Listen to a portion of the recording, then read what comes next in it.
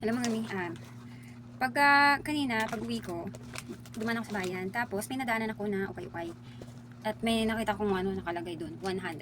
Eh, alam mo naman, tayo na na hindi naman sa wais, kuripot lang. Tapos dumaan ako doon. Ang nakita ko, sapatos. Marami siyang mura. Tapos, gusto ko kasi sapatos na black. Wala pa akong budget na pangbili ng brand new. Tsaka hindi talaga ako mahilig bumili ng mga branded. Kasi sawain ako, mabilis ako magsawa. Tsaka gusto ko makatipid. Tsaka maganda naman eh. Depende na lang talaga sa pagdadala mo. Lalo pag sa ukay. Mga damit, mahilig ako dun. Tapos, mas gusto ko pa yun kaysa dun sa mga brand new na hindi naman maganda, mahal, pero hindi naman maganda. Tapos, kasi, sa ukay, although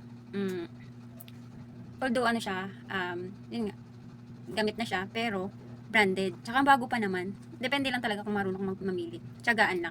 Tapos ang ngayon may nakita akong sapatos. Ang nakita ko gusto ko black. Tapos eto siya nakita ko na. Bumili ko. Ay teka lang. Umas ka dyan. Ay dami pusa. Eto maganda siya. Ano ba? Alis na dyan. Alis na.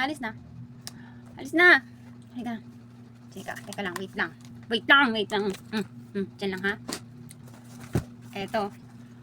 Sinukat ko siya. Sakto naman ako. Ayos lang. Ang sira lang sa kanya is dito. Ayan. Ngaso ngayon, sinukat ko.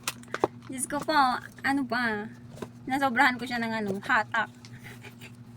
Ito lang pangit sa ukay-ukay. Kung marunong ka mamili, yun, swerte mo. Ako na, ayos naman. Kaso ngayon, nasobra ko ng hatak. Ito na siya. Nahira ko naman. Gusto ko pa naman siyang suotin. Lalaman ko na. Kaso, ito na nga. Paano ko siya suotin? Pala ko na lang siya na siguro tatahiin ko sana kasi marunong naman ako tahi ng sapatos. Kaso wala akong pangdikit. Pag sinipag ako na lang tatahi. Tapos, meron naman akong gamit. Ito, kukunin ko na nga sana. Kaso wala akong pangdikit. Kaya ito. Siguro baka ipatahi ko na lang o pag sinipag ako. Pero gusto ko pa sana suotin to. Kaya lang, wala eh.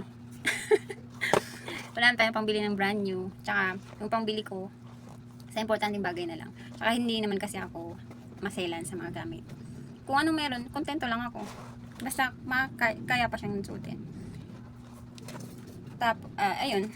Tatahin ko na lang. Tapos meron na naman ako nakita. Maganda siya. Kaso, wala pang budget eh. Saka na lang. Pag nag-isipan ko ulit na mag-buy. Nadaanan ko lang talaga to. Kaya binili ko. Sayang kasi 100 lang. Tapos maganda pa siya. Tapos maayos pa siya. Yun nga lang, nahatak ko sobra. Ayun, medyo may pagkaamasaw na din kasi ako. Yung lakas ko parang Ito na. Paano ko na lang to dikitan tapos tahian ko na lang. Ayun, yun yung na-experience ko sa pag-uukay. Pero, diskarte mo na lang kung paano mo gawin at paano mo siya solusyonan. Ayun guys, yun na yung yun yung ukay experience ko. Kaya, sa susunod na ukay na naman. And guys, thank you for watching.